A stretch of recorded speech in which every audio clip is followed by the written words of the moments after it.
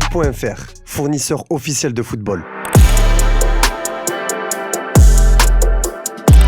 Salut tout le monde et bienvenue dans ce nouveau JT Foot Mercato. On démarre avec l'équipe de France. Les Bleus peuvent se qualifier officiellement pour la Coupe du Monde en cas de victoire demain soir au Parc des Princes contre l'Ukraine. Didier Deschamps et Kylian Mbappé étaient présents en conférence de presse à la veille de cette rencontre capitale. Le capitaine des Bleus s'est notamment exprimé sur Ryan Cherki.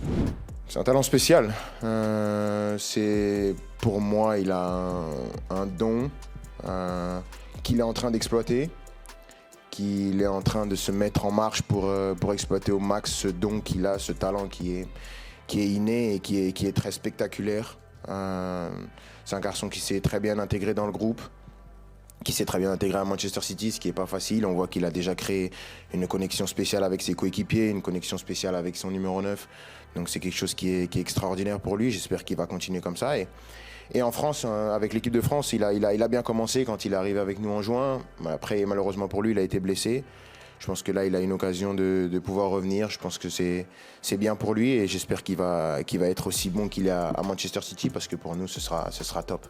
Les propos validés par Didier Deschamps. Il a cette capacité technique de pouvoir faire des différences par la passe ou des buts. Il a les qualités offensives. Qu'il ait cette capacité de pouvoir rentrer et faire des différences, c'est bien. On n'a pas toujours eu ça. Pour continuer sur les Bleus, on va parler de Bradley Barcola. L'attaquant du PSG vit une période de moins bien actuellement. Il n'est plus aussi décisif qu'en début de saison et on le sent fatigué. Son entourage a confié au journal L'Équipe qu'il jouerait la plupart du temps à seulement 50% de ses capacités physiques. Barcola tente de résister, même s'il est touché par des gênes musculaires récurrentes et une fatigue persistante. Malgré des examens médicaux rassurants, la lassitude reste bien réelle. Il est accompagné d'un préparateur physique personnel et suit depuis plusieurs semaines des protocoles de prévention et de régénération sans parvenir pour l'instant à retrouver toute son énergie. On reste chez les Français du PSG et on va parler de Lucas Chevalier. La situation du gardien parisien est délicate entre des performances décevantes et une polémique récente sur un like Instagram qui a fait parler. Mais pour le côté sportif, Chevalier ne serait pas le seul coupable à en croire Thierry Barnera, analyste vidéo de Thibaut Courtois. Si on parle du niveau général de Lucas Chevalier et ce qu'il a produit jusqu'à maintenant, c'est clair qu'il n'est pas à 100% du niveau de performance qu'il pourrait réaliser. Sur les 2 buts, c'est Luis Enrique qui impose une situation tactique qui met en difficulté le gardien de but, a-t-il déclaré sur RMC. Après avoir parlé de Kylian Mbappé, on va parler d'Ethan, son petit frère. Le milieu de terrain du LOSC serait dans le viseur de la fédération algérienne qui aimerait l'attirer et le faire jouer avec les Fennecs selon le média Win-Win. Grâce aux origines algériennes de sa mère, Ethan Mbappé est légitime de représenter l'Algérie qui aimerait compter sur lui rapidement, peut-être dès la Coupe d'Afrique des Nations ou la Coupe du Monde. Il faudra tout de même le convaincre, ce qui ne sera pas évident vu l'histoire qu'a son frère avec la France. On fait un détour par l'Italie pour évoquer la situation d'Adrien Rabiot. L'international français a été poussé vers la sortie par l'OM l'été dernier suite à une bagarre avec Jonathan Rowe. Il a donc décidé de revenir en Serie A où il a signé à l'AC Milan. Et selon la Gazzetta dello Sport, Rabiot a accepté de toucher un salaire fixe moins important que les 5 millions d'euros annuels qu'il touchait à l'OM. En revanche, le contrat de Rabiot comporte plusieurs primes liées aux performances collectives et individuelles. Il pourra ainsi toucher des bonus en cas de victoire en Coupe d'Italie, en Supercoupe ou encore en Serie A, ce qui offre une possibilité de revenus supplémentaires importants. Quelques nouvelles d'un certain Benjamin Mendy. On l'a un peu perdu de vue depuis qu'il a quitté la France et le FC Lorient à l'été 2024. Sa saison à Zurich n'a rien donné et le voilà désormais en Pologne où il a signé un contrat pour 1 an à Pogoń. Mendy a déjà dû se refaire une santé pour retrouver les terrains. Il n'a joué que 5 petites minutes lors de la défaite 2-1 face au Jagiellonia Białystok. Le champion du monde 2018 s'est confié à Gaulle sur le début de cette nouvelle aventure en Pologne. À Pogoń, j'ai bénéficié d'une compréhension totale de ma situation. Non seulement le club a accepté d'attendre patiemment mon retour en forme, mais il a également mis en place un excellent plan d'entraînement. De ce point de vue, Pogoń est également au top niveau en matière de spécialistes. Par ailleurs, le défi est de taille, notamment celui de remporter un trophée. Il a également évoqué son après-carrière, expliquant qu'il ne se voyait pas quitter le monde du foot. Pour le moment, Benjamin Mendy est sous contrat jusqu'en juin 2026 et il veut juste retrouver le train de vie classique d'un joueur de football professionnel, quelque chose qui lui a échappé pendant un long moment en raison de ses déboires judiciaires. On va aller en Espagne où toute la Catalogne est à la fois fascinée et surprise par la visite de Léo Messi dans le nouveau Camp Nou. Absolument personne n'était au courant, pas même le Barça puisque Messi y est allé au culot et a simplement demandé à ce qu'on le laisse entrer une fois devant le stade. Certains médias espagnols y ont vu une provocation envers Joan Laporta.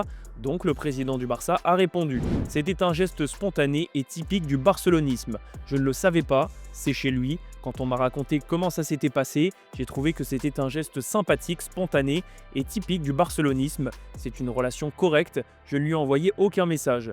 Nous l'aimons ici, c'est chez lui et il le sait. Nous l'avons toujours dit, il est juste qu'il est le plus bel hommage du monde. Je pense que ce sera merveilleux, a confié le président barcelonais. Mais tout n'est pas rose en ce moment à Barcelone, une nouvelle polémique a été déclenchée autour de Lamine Yamal. Son opération surprise n'a pas été bien reçue par la fédération espagnole qui n'était pas au courant. Luis de la Fuente a d'ailleurs fait part de son étonnement hier. Le sélectionneur espagnol a été interrogé en conférence de presse sur sa relation avec Hansi Flick, mais il a calmé la situation.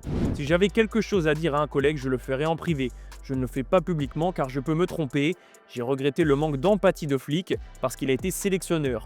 Pour le reste, je n'ai aucun problème avec lui. On va parler de Manchester United à présent.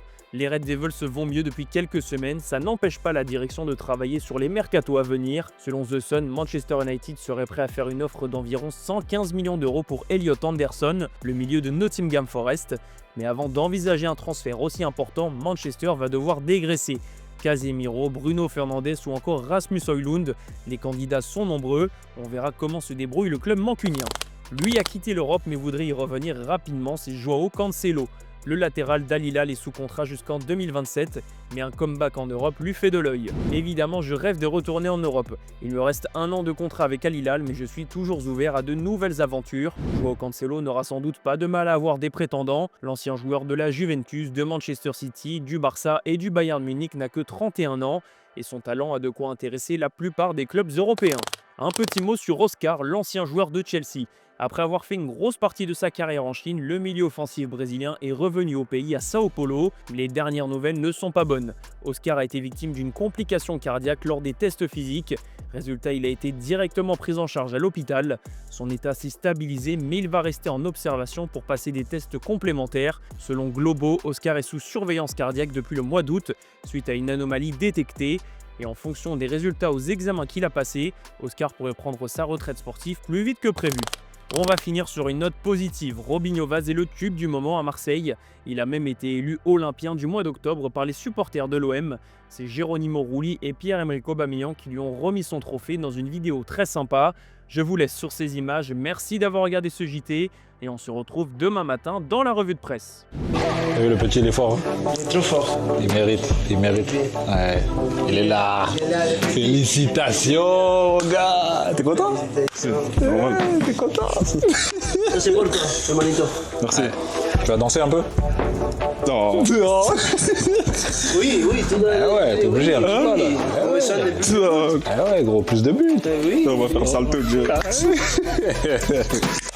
Bravo. Merci.